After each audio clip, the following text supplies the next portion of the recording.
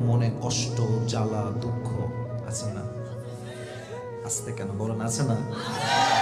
আজকের এই ওয়াজটা পৃথিবীর যে কোনো প্রান্ত থেকে যে কোনো মানুষ যদি শোনে, from beginning to the last, শুরু থেকে নিয়ে শেষ পর্যন্ত, আমি আসিফ এতটুকু ইনশিওর করতে চাই, তার জীবনের জ্বালা, দুঃখ, কষ্ট আল্লাহর কোরআনের আয়াত অনুযায়ী সব কিছু দূর হয়ে যাবে। সুবহানাল্লাহ পড়বেন না? আজকের লেকচারটা it will motivate you a lot. আপনাকে অনেক বেশি আশা দিবে, আপনাকে অনেক বেশি অনুপ্রাণিত করবে, আপনাকে অনেক বেশি মোটিভেট করবে। যদি আপনি আপনার জীবনে অনেক বেশি ভেঙে থাকেন, যদি আপনি আপনার জীবনে ছ্যাঁকা খেয়ে ব্যাকা হয়ে থাকেন, যদি আপনার জীবনে অনেক অভাব থাকে, অনেক কষ্ট থাকে, আজকের প্রত্যেকটা কথা আই হোপ আপনার জীবনের দুঃখ কষ্ট হালকা করতে সহযোগিতা করবে ইনশাআল্লাহ।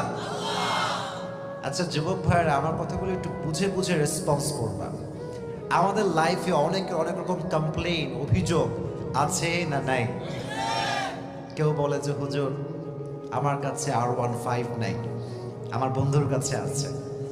আবার অনেকেই বলে যে হুজুর আমার কাছে iPhone 15 Pro Max নাই, আমার বন্ধুর কাছে আছে হুজুর। এটা হচ্ছে নিজের সাথে অন্যকে কম্পেয়ার করা। যুবকেরা মাথায় রাখবা, পৃথিবীতে সুখী হওয়ার সবচেয়ে বড় ফর্মুলা হচ্ছে don't compare yourself with anyone. নিজেকে কারোর সাথে তুলনা করলে হবে না। তুমি হচ্ছে পৃথিবীর সেরা and you are the best one. ঠিক কিনা বলো? নিজেকে নিজের জায়গায় সেরা মনে করবা, যে আল্লাহ আমাকে যা দিয়েছে আমি তাতেই সেরা। দেখবা তোমার সুখ কেউ আটকাইতে পারবে না। সুবহানাল্লাহ পড়বেন না আপনারা? দেখবেন এই অভিযোগের সবচেয়ে বড় ঝুড়ি এটা মেয়েদের কাছে।